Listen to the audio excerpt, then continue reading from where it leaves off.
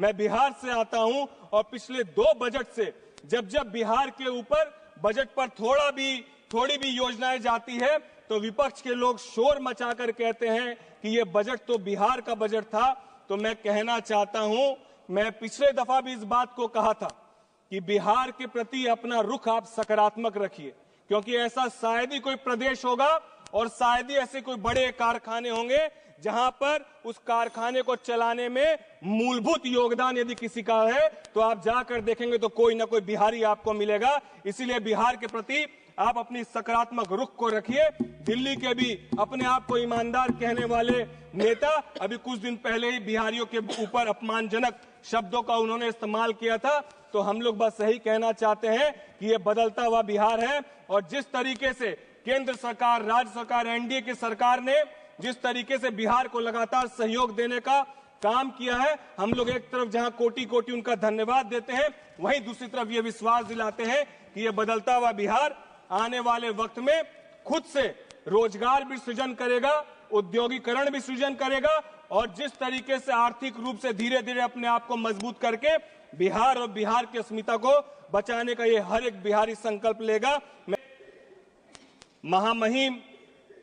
राष्ट्रपति महोदया को प्रत्येक वर्ष सरकारें क्या काम कर रही है इसको देश के समक्ष रखना होता है और जिस खूबसूरती से महामहिम राष्ट्रपति जी ने सभी वर्गों को ध्यान में रखते हुए पूरे देश के हर वर्ग, हर लोगों को ध्यान में रखते हुए 140 करोड़ लोगों को ध्यान में रखते हुए,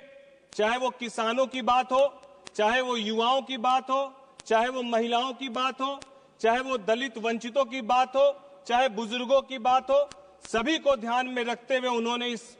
पूरे अपने संबोधन में रखा था। लेकिन सभापति महोदय, ये कहते हुए दुख होता है कि जब एक महिला होने के बावजूद और विपक्ष में वरिष्ठ सदस्य होने के बावजूद एक महिला राष्ट्रपति के ऊपर इस तरीके का कमेंट पास करना कि वो पुअर थिंग है, वो बोरिंग है, और आज जिस तरीके से इस सदन में लीडर ऑफ अपोजिशन ने भी इस बात को कहा कि राष्ट्रपति का अभिभाषण जो है वो प्रत्येक साल एक जैसा ही होता है, मैं आपके माध्यम से लीडर ऑफ अपोजिशन को ये बताना चाहता हूं कि राष्ट्रपति का अभिभाषण, योजनाएं प्रत्येक वर्ष कमोबेश वही होती है, अंतर केवल आंकड़ों में होता है। तो आंकड़ों पर ध्यान दिया जाए, ना कि योजनाओं के नाम पर ध्यान देने की जरूरत है। मैं साथ ही साथ आपके माध्यम से जो विपक्ष बार बार कहता है कि सरकार सबके साथ सबके विकास की बात करती है, तो कहां ऐसा काम कर रही है, तो मैं आपके माध्यम से विपक्ष के उन सभी साथियों को हर एक उस मुद्दे पर ध्यान केंद्रित करवाना चाहता हूं कि किस तरीके से ये सरकार सभी को साथ लेकर चल रही है। जिस तरीके से 5,36,000 करोड़ प्रधानमंत्री आवास योजना के तहत सरकार नए आवासों को बनाने में खर्च कर रही है और आने वाले इस कार्यकाल में लगभग 3 करोड़ नए आवास ये सरकार बनाने का काम करेगी। सभापति महोदय, मेरे खगड़िया लोकसभा में भी हम लोगों ने देखा है चुनाव के वक्त सैकड़ों घरों को जलते हुए जो कच्चे मकान थे, हम लोग को भी इस बात की ललक थी कि सरकार की इस योजना का लाभ ज्यादा से ज्यादा मेरी कॉन्स्टिट्यूएंसी को मिले, और ये कहते हुए गर्व होता है कि मेरी कॉन्स्टिट्यूएंसी को इस कार्यकाल में लगभग 40,000 नए घरों की स्वीकृति मिली है और ये देन हमारी इस एनडीए सरकार की। लोग कहते हैं कि सरकार कैसे ध्यान रख रही है, तो मैं बताना चाहता हूं कि आयुष्मान कार्ड योजना के तहत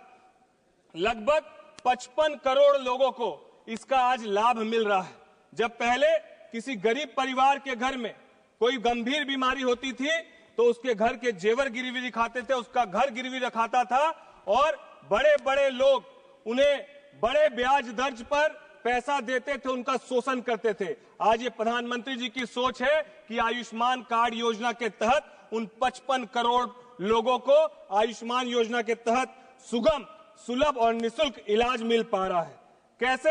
हमारी सरकार युवाओं के लिए काम कर रही है, तो आपके माध्यम से सभापति महोदय विपक्ष के साथियों को बताना चाहता हूं कि 1 करोड़ युवाओं को एमएनसीज, मल्टीनेशनल कंपनीज में इंटर्नशिप के लिए सरकार पूरी तरीके से प्लान की है और आने वाले समय में सरकार उन सबको 1 करोड़ नौजवान युवा साथियों को इंटर्नशिप कराने का काम करेगी। और साथ ही साथ अमेरिका के प्रेसिडेंट जॉन कैनेडी जी ने कहा था, American road are not good because America is rich, but America is rich because American roads are good. ये इसीलिए मैं आपको कह रहा हूं कि इसी विचारधारा के साथ हमारी सरकार भी काम कर रही है। यदि हम लोग आर्थिक रूप से मजबूत होना चाहते हैं, यदि हम लोग संपन्न अपने प्रदेश को, अपने जिले को देखना चाहते हैं, तो रोड कनेक्टिविटी बहुत जरूरी है। और ये कहते हुए गर्व होता है कि हमारी सरकार में प्रधानमंत्री ग्राम सड़क योजना के तहत 70,000 करोड़ की स्वीकृति सरकार ने देने का काम किया है, जो राष्ट्रपति महामहिम ने भी अपने संबोधन में कहा है। जहां एक तरफ सड़क मार्ग से एक प्रदेश से दूसरे प्रदेश को जोड़ने का काम कर रही है, वहीं रेल मार्ग से भी 71 बड़े अमृत भारत योजना, अमृत भारत और वंदे भारत ट्रेन हमारी सरकार के माध्यम से लोगों को जोड़ने का काम कर रही है। किस तरीके से किसानों की बात विपक्ष करता है, हमारी सरकार ने ही किसानों को 3 लाख क्रेडिट कार्ड और उसको अब बढ़ाकर 5 लाख तक के क्रेडिट कार्ड लोन की स्कीम को लागू करने का काम किया। जो विपक्ष दलितों की बात करता है और बार बार इस बात को कहता है ये दलित विरोधी सरकार है, इसी सरकार ने एससी एसटी महिलाओं को विदाउट एनी कोलैटरल 5 लाख रुपए तक का लोन देने की स्वीकृति हमारी ही सरकार ने देने का काम किया है। आम लोगों की आवाज को आवाज बनाकर सरकार ने 12 लाख तक की इनकम वाले लोगों को टैक्स फ्री करने का काम किया है। ये एक बड़ा निर्णय जो हमारी सरकार ने लिया, इसके लिए मैं सरकार का तहे दिल से आभार और धन्यवाद व्यक्त करना चाहता हूं। भारत अभियान के तहत 12 करोड़ शौचालय इसी सरकार ने बनाने का काम किया। जिस तरीके से उज्ज्वला योजना के तहत 10 करोड़ घरों तक गैस कनेक्शन पहुंचाने का काम हमारी सरकार ने करने का काम किया। और ये कहते हुए गर्व होता है कि आज लगभग 80 करोड़ लोगों को ये सरकार राशन उपलब्ध कराने का काम कर रही है। तो विपक्ष के साथी जो बार बार कहते हैं कि सरकार कहां सबका साथ, सबकी विकास की बात करती है, तो हम बात नहीं करते हैं, हमारी सरकार काम करने का काम करती है और करके दिखाने का काम की है। और उसी का नतीजा है कि आज एक बड़ी आबादी गरीबी रेखा से ऊपर उठकर आज ये सरकार पर अपना विश्वास दिखा रही है। और हमारी सरकार रिफॉर्म, परफॉर्म और ट्रांसफॉर्म की विचारधारा के साथ निरंतर काम करने का काम कर रही है। मैं साथ ही साथ सभापति महोदया आपके माध्यम से कहना चाहता हूं, मैं बिहार से आता हूं और पिछले 2 बजट से जब बिहार के ऊपर बजट पर थोड़ी भी योजनाएं जाती है तो विपक्ष के लोग शोर मचाकर कहते हैं कि ये बजट तो बिहार का बजट था। तो मैं कहना चाहता हूं, मैं पिछले दफा भी इस बात को कहा था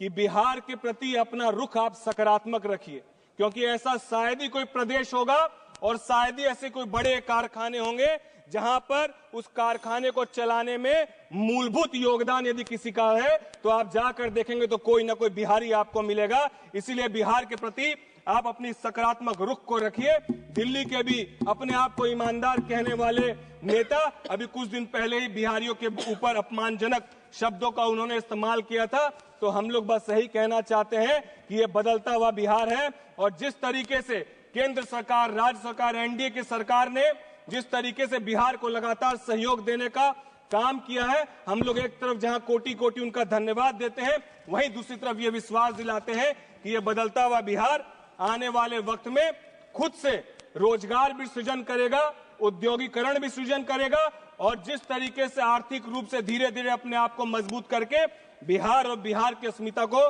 बचाने का ये हर एक बिहारी संकल्प लेगा। मैं अंत में बस यही कहते हुए सभापति महोदया बिहारियों के लिए कहना चाहता हूं कि हम पत्थर पर लिखी इबादत है,